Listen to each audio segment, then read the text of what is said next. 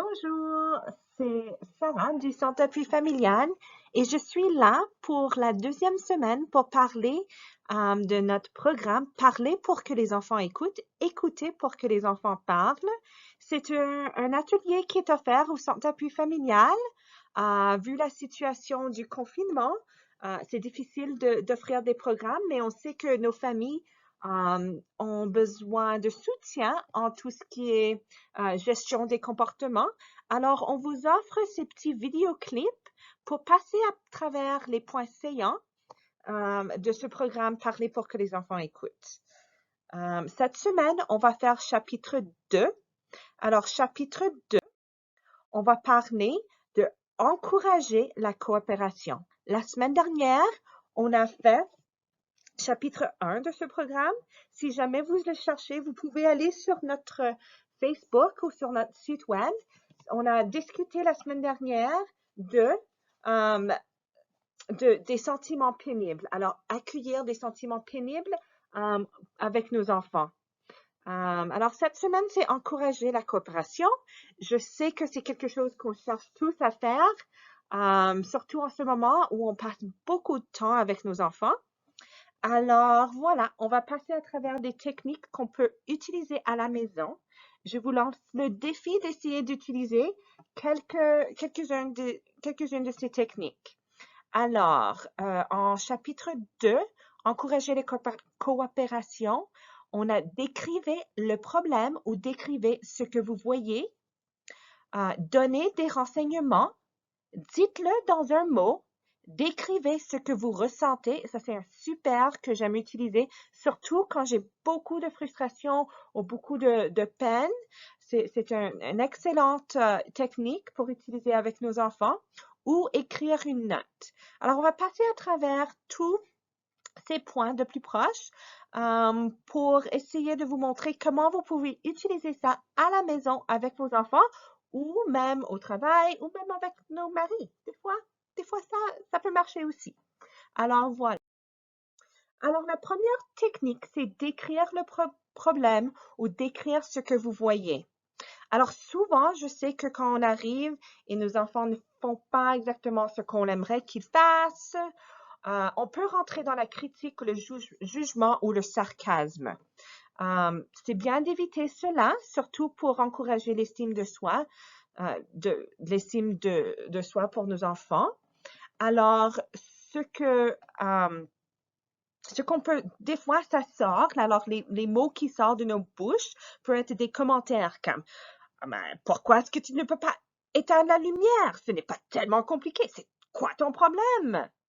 Encore une fois, tu n'as pas marché le chien. Tu ne mérites même pas un chien. Ah, regarde, encore une fois, tu me laisses des choses à ranger. Quel plaisir. Alors, c'est un peu des commentaires que veut ou veut pas, ça peut sortir de temps en temps. Peut-être ça sort plus souvent qu'on aimerait.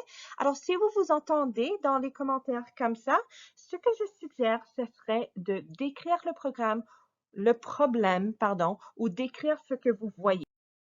Alors, au lieu d'entrer dans la critique, le jugement ou le sarcasme, simplement dans un ton calme et direct, il faut juste dire ce que vous voyez.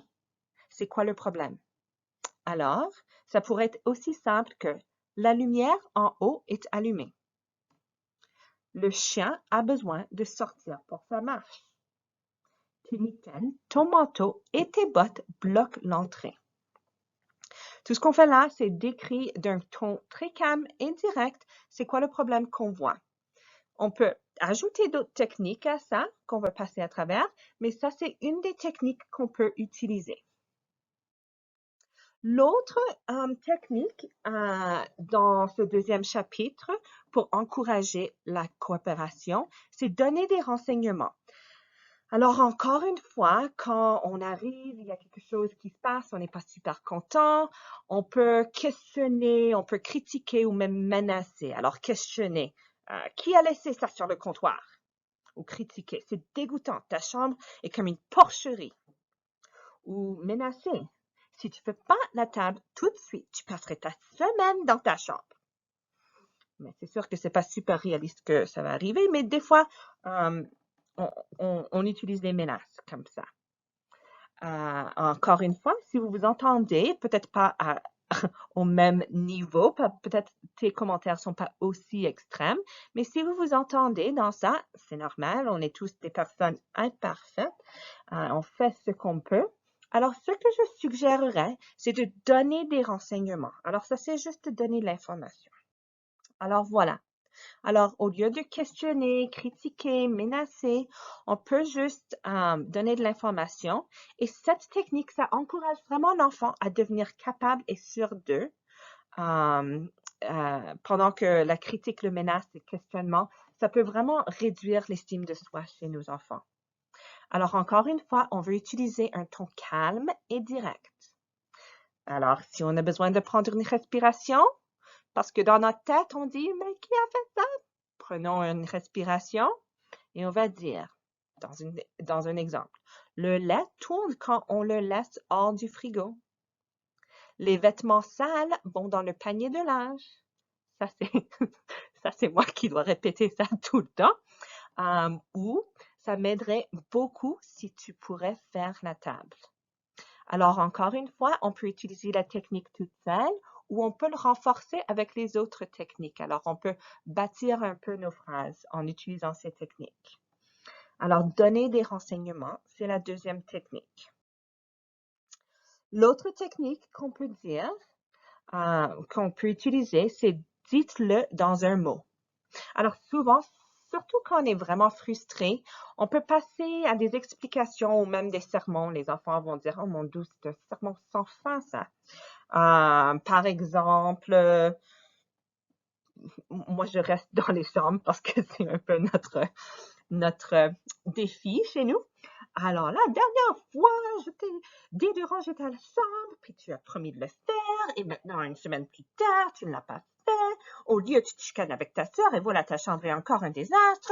Tu n'es pas capable de ranger ta chambre, c'est quoi ton problème? Nous, on fait tout ce qu'il faut pour assurer que tu as la nourriture. Tu manges tous les jours, et blablabla. Alors, des fois, on peut rentrer un peu dans nos émotions et dire un peu trop. Alors, ce qui peut marcher vraiment bien, c'est juste un mot. Alors, encore une fois, on doit être calme, on doit être direct. Alors, si on a besoin de prendre des respirations, on le fait. Et puis après, on utilise un mot, souvent avec le nom de l'enfant. Alors, ça, c'est mes exemples à moi. Alors, on a Sophie, la lumière. Émilie, pyjama. Sydney, la serviette. Alors, encore une fois, c'est un peu ce qui revient dans ce programme. On veut enlever le jugement, les critiques et juste donner de l'information. Alors, je pense que c'est pas mal clair. Si on utilise juste ce mot, on enlève toute la critique, les jugements qui viennent avec et ça apporte l'attention à la chose qui nous dérange. Dernièrement, et je trouve que ça, c'est une super technique à utiliser en combinaison avec les autres techniques, c'est parler de vos sentiments. Alors vraiment, quand la situation est difficile, on peut parler de comment on se sent. Encore une fois, on doit rester calme. Tu sais, si on est vraiment frustré, on a besoin d'aller prendre une respiration encore, marcher, se calmer, c'est la meilleure chose, c'est de faire ça. Et après, on revient. On peut dire des phrases comme je me sens vraiment frustrée quand je dois demander plusieurs fois. Je veux que tu ranges ta chambre. OK? Ou on peut dire je n'aime pas quand tu dis ce que je dois faire. Ce que j'aimerais, c'est que tu me demandes, papa, pourrais-tu m'aider avec mon vélo?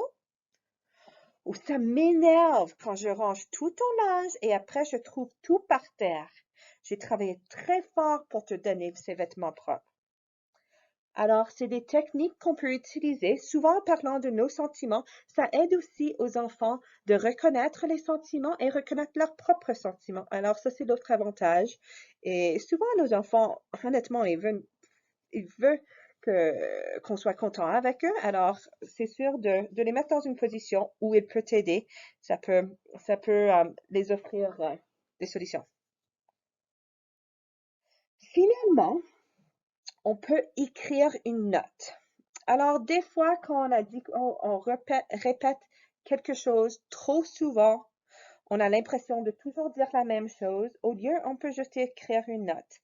Alors, les notes, ça peut être mis mais selon la situation. Alors, si c'est ton garçon qui laisse toujours la serviette par terre dans la salle de bain, mais on peut mettre une note sur le miroir qui dit oh, je suis la serviette, j'aime pas être mouillée par terre. Alors, juste voir c'est quoi la situation. Les exemples que j'ai notés, c'est par exemple, on peut dire range tes jouets après que tu as fini de jouer. Merci et je t'aime, maman. Alors, on peut faire une note comme ça et même l'envoyer en forme d'avion en papier pour nos enfants. Ou par exemple, proche de l'interrupteur dans une chambre, on peut laisser une note que la planète pleure quand on gaspille trop d'énergie. Merci d'éteindre la lumière quand tu descends. Alors, on peut utiliser des notes aussi pour communiquer clairement avec nos enfants nos attentes. Alors, dans ce chapitre, on veut encourager la coopération de nos enfants.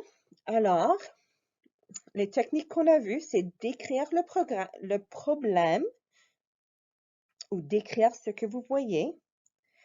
C'est donner des renseignements. C'est dites-le dans un mot.